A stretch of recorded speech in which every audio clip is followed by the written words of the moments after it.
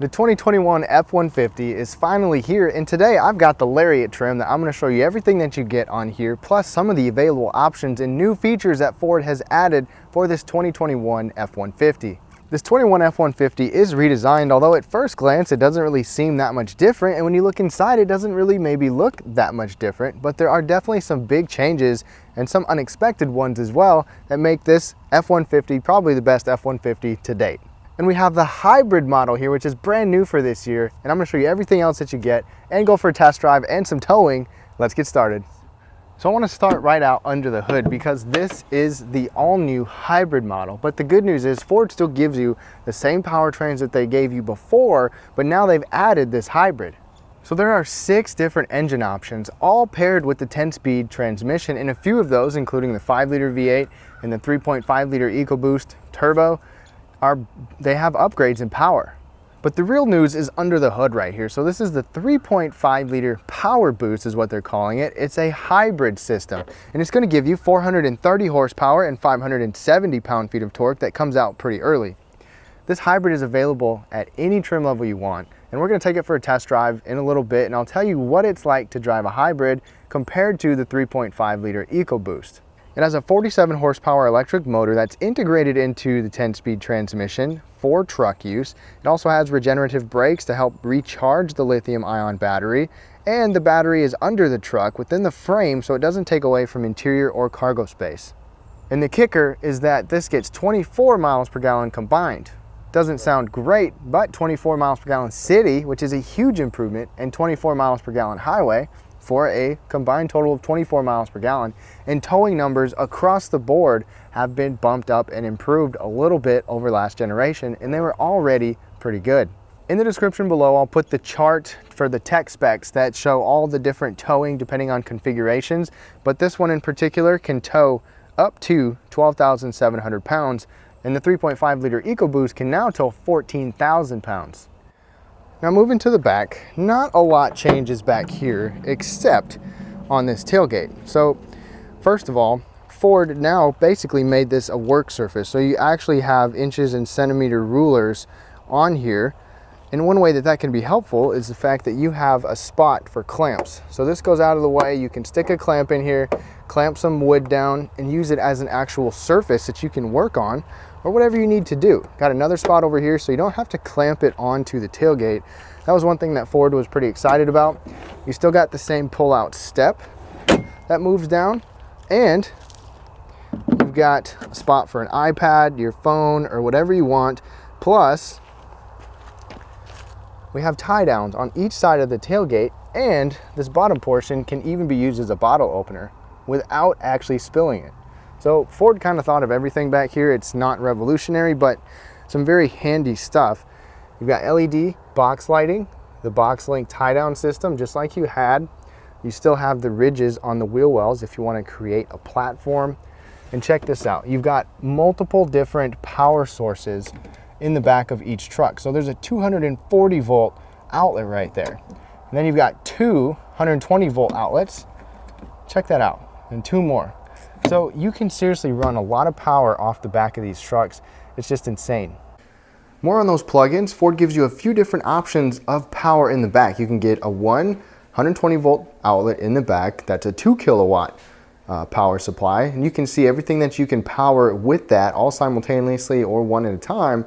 Then you can get a 2.4 kilowatt setup, which is standard on this hybrid PowerBoost with 2 120 volt outlets. And you can have 85 hours of maximum runtime on a full tank, or you can splurge and get the optional 7.2 kilowatt power setup that you see here with 32-hour maximum runtime on a full tank, where you can seriously power so much stuff, including 4 120 volt outlets and a 240 volt outlet. So Ford gives you a lot of potential use for this bed. Bed dimensions are the same. Still got tie downs, fixed tie downs in each corner at 600 pounds a piece for each tie down. And Ford also has the power tailgate to where you can key fob, let it down, key fob, raise it up, and check it out. You just let it up a little bit and it'll go up on its own. Obviously that's optional with whatever truck you get. It's not on every single truck. Ford also offers a thing called zone lighting, to where you can literally light up all around the vehicle from the inside of the vehicle, whether you're in the vehicle and you want to see, or you're outside the vehicle and you just want some extra light where you are, maybe if you're camping or whatever it may be. All right guys, I want to give you a quick look at the exterior as well. So first of all, you kind of have more of a plain grille. Obviously you'll get a different grille depending on the trim level, but we've got redesigned LED headlights, LED daytime running lights, and that blinker. So you have a kind of a cool design. Look how massive that C shape is that comes down, as well as the LED fog lights, tow hooks down below as well, and of course the air dam. Now dimensionally, this is basically the same dimensions as it used to be, still with the regular Super Cab and Super Crew.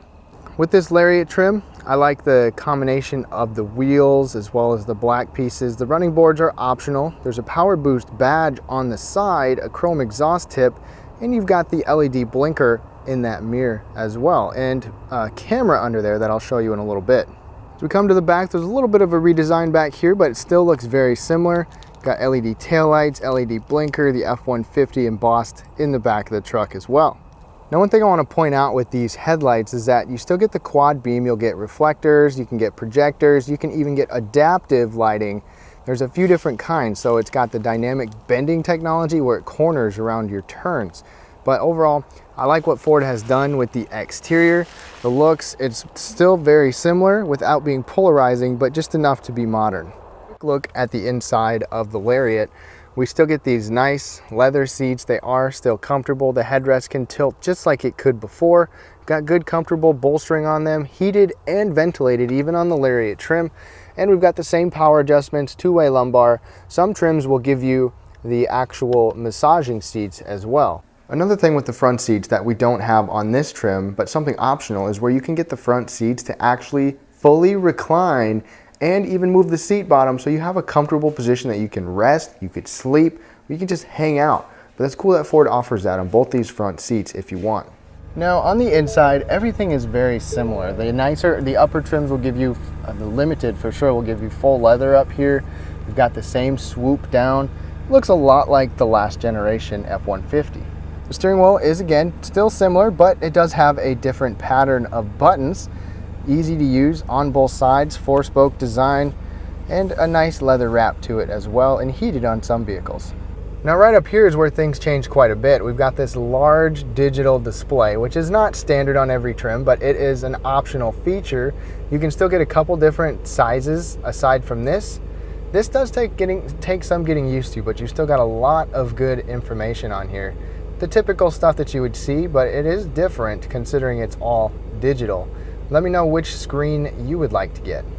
And then check this out. Check out this massive screen. So Ford did not play with a little screen like you see in the GM trucks. They went with a big option. And again, this is an optional screen. This is not on every truck. It's not revolutionarily fancy. It still operates much the same, but it's just a large integrated screen, and there's still quite a bit of settings and things that you can change around on here. You've got Wi-Fi, you've got the B&O sound system, Sirius XM, Apple CarPlay, Android Auto, and it works pretty well in my short time in here. And as you can see over here, you can toggle through different information that you want to see on the side of the vehicle in addition to that. Pro Trailer Backup Assist is right there. We will tow later, but not use that. Trailer brake controller, 4-wheel drive control, and your drive mode is all in an easy to use spot. So it's very similar. One quick complaint is that this shifter, this is the one that can fold down, it just feels flimsy, which you could maybe expect, but when you move it, it just kind of has a lot of wiggle to it. Ford still gives you their 360 camera. You can change views. You can have a 360 view over there, out front, to the side, and check it out. You can even look into your bed. There's also dual zone climate control down here. I like how Ford gives us actual physical knobs and buttons in addition to a huge screen. So that is nice to see. Check this out. This little tab, extra cubby, lockable glove box, storage bin, a couple USB ports down there. You can close it up if you want. And then this is still similar. You've got a spot here. You've got cup holders, which are the same size. So this is all very similar, but everything looks and feels much nicer than it did in the last F-150. I was in an STX earlier that had the column shifter. So that is nice to see that you can still get that column shifter. But check this out. This is one of the big things. You push this, and that goes down into there. And then there's a little button back here. Pull that, and check this out. You've got a nice flat work surface that actually has a nice material to it. Like, stuff isn't hard, plasticky, gonna slide around, but this is a work surface if you're gonna use this truck for work and as a bench. In fact, in the XL, the base trim, the work truck, you've got a different setup when you have a bench seat to where it can actually kind of slide out in front of you like a desk. Aside from that, you've got a nice soft armrest.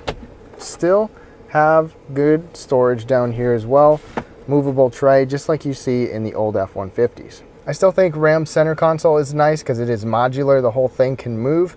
This is still nice and functional in my opinion though. A lot is the same up here. You still get sunglass holders. You've got ambient lighting that comes down. We have LED lighting up here as well, depending on what trim level you get. And we have optional, the twin panel moonroof. So that's gonna go back. Even on this Lariat trim, you can get that. Definitely a much nicer interior. And don't forget, you still have this little storage bin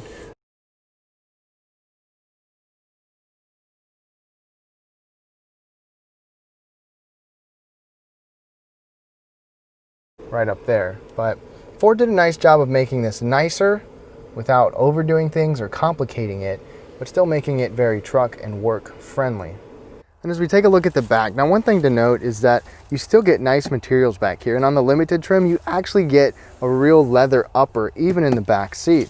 One thing I was hoping for was an actual reclining function like you see with Ram, but you don't get that back here. You still get, it's basically a lot like a Super Duty backseater last generation.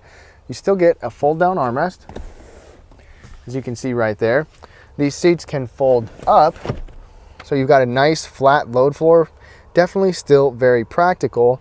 The other thing is that you now have this lockable storage bin right here. So you can lift this up, have dividable cargo, and there's a divider back here as well. You can lock it, pull this up, it's in place, and then there's a lock, just like the Super Duty. So you can stick your key in there.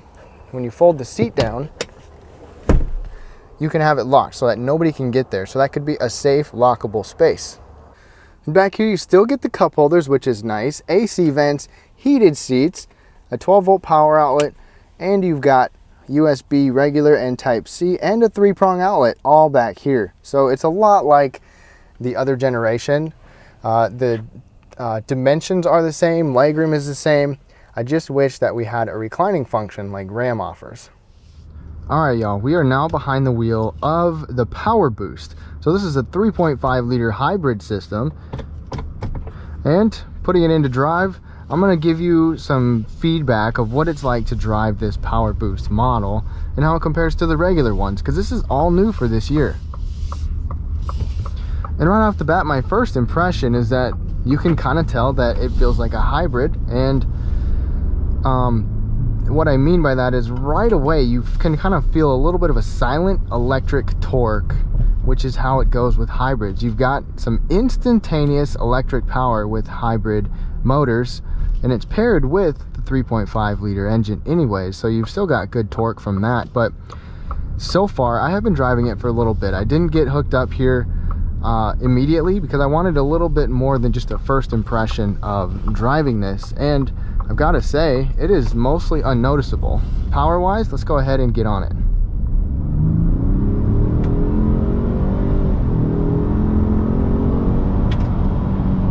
And it gets going pretty quick.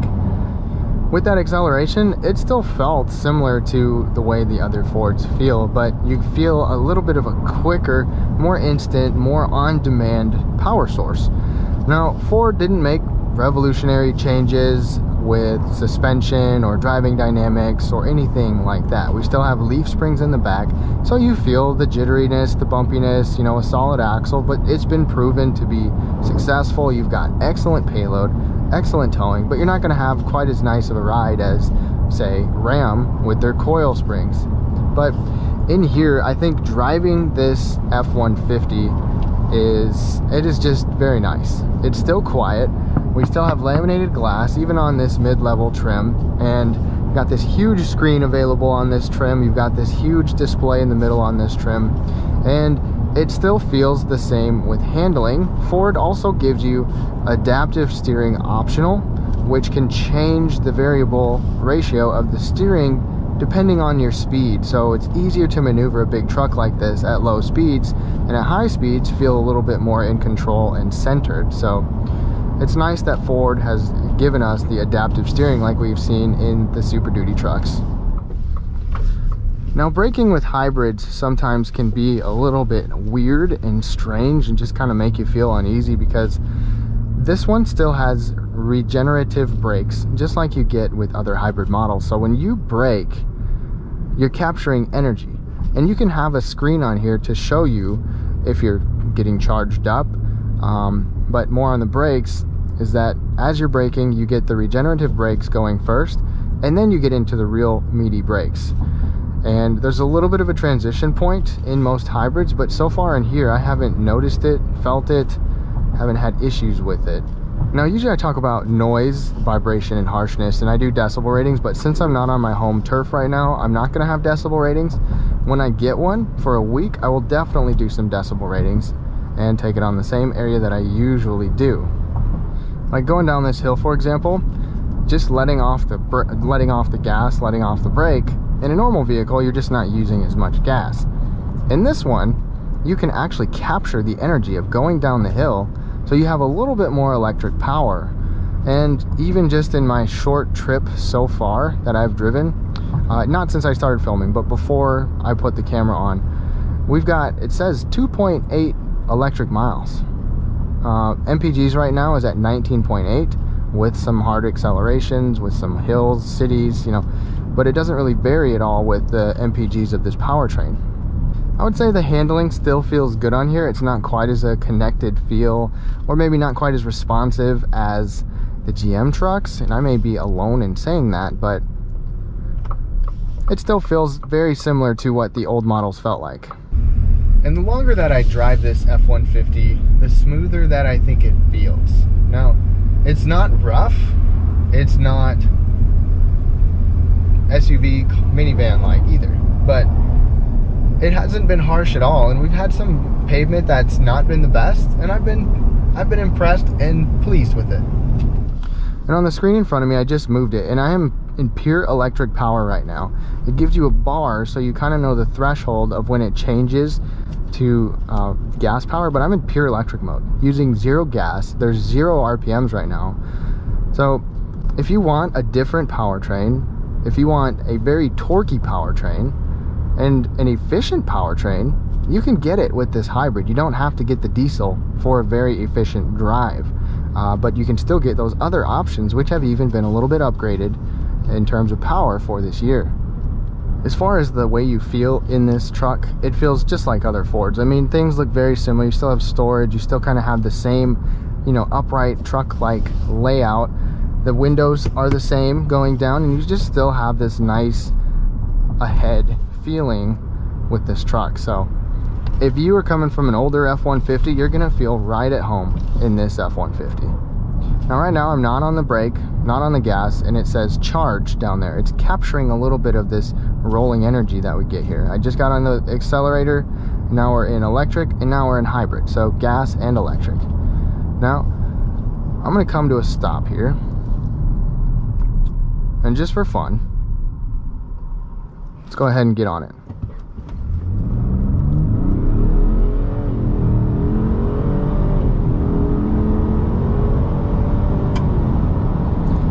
And this still comes with the 10-speed transmission. It's not the exact same. It's a modular 10-speed transmission for this hybrid powertrain.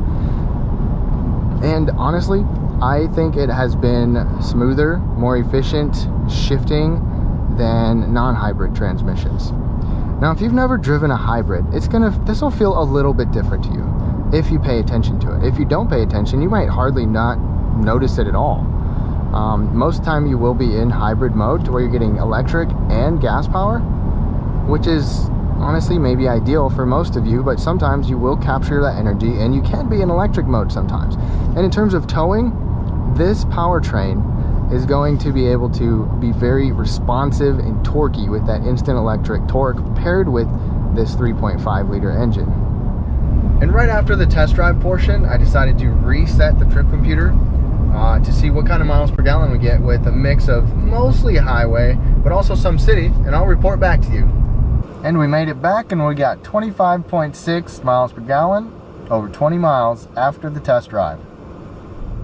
All right, y'all, I am now towing a pretty big boat. Can't remember if they said it was about 6,500 pounds or 7,500 pounds, but I've got this PowerBoost engine, so the hybrid engine, and I'm gonna kind of give you some feedback of what it feels like as far as the acceleration.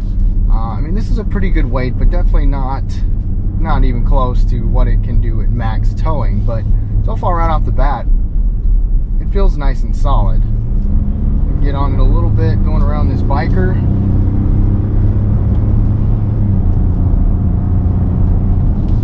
And acceleration is pretty much effortless so far at this point. You've got the trailer brake controller, which I have the gain up a little bit on. You can definitely feel that boat. I mean, it's a pretty good weight back there. Now going from a stop, it is in tow haul mode as well. Holds those shifts a little longer, but that was smooth. There was no hard pulling, there was no jerking. Turn left to Hawk Road. It worked just as expected. So I don't have a ton of experience with towing, but I'm honestly somebody that, you know, somebody with not a lot of towing experience would be somebody good to give you some feedback on. Because if you're not used to towing either, or you just want something that feels pretty effortless to tow, I can kind of tell you that. Going around a few of these turns here, you can get the adaptive steering, like I've said, in F-150.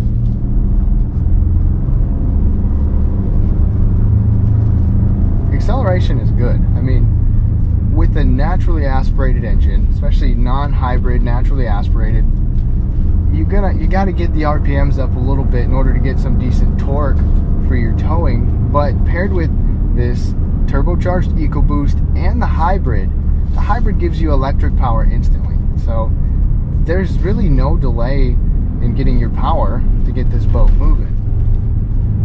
Now over some bumps, you can definitely feel it. This truck, you know, I feel as if I have something heavy behind me. And then slowing down, get your gain set appropriately with your trailer brake controller, and it just does well. You've still got decent size, you've still got good size rotors on this F-150. We do not have towing mirrors on here, but I can still see just fine. And there's good information in front of you, even more than I was ever expecting, really. You've got the Pro Trailer Backup Assist here as well to help turn that dial to back up your trailer. I've got to say, I'm definitely impressed in this hybrid with how everything feels, acceleration-wise, just the handling-wise. This truck handles this weight well, and obviously if you regularly tow more than this, you probably want to go with the heavy duty, super duty, but these F-150s can really pull a lot of weight, and they show that with their payload and the towing numbers. Now let's go ahead and get on it, getting up to speed.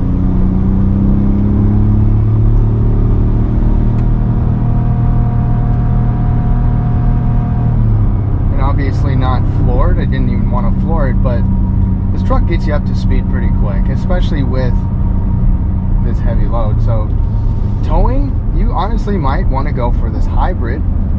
You've still got that electric power to assist you, probably still going to be more efficient. So there's a lot to like about this hybrid powertrain when towing. Now wrapping up my drive towing with the PowerBoost, the transmission still gets through its shifts pretty well. You've got that boat back there, and even though it is fairly heavy and fairly wide, this has done well with acceleration, with handling, with everything that you basically need with towing. I think if you are going to be doing a lot of towing, you could obviously go for the diesel. You're going to get a whole different type of torque coming out of there, but there's a lot of torque that comes out of this one as well, so definitely worth a look.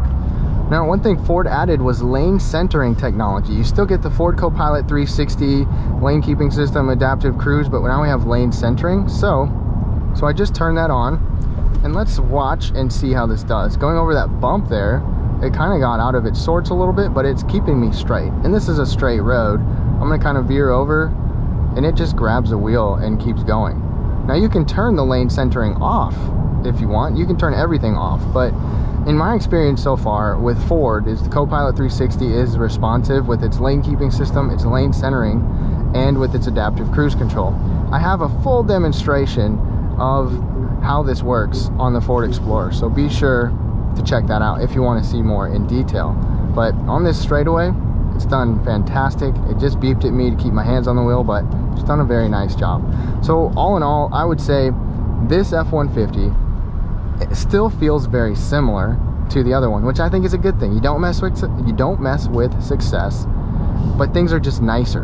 You got a bigger option for a screen, and this kind of interesting, you know, option to be able to lay this down, and nice materials in some of the trim levels, and it's just a nicer vehicle, but still very, very, very similar.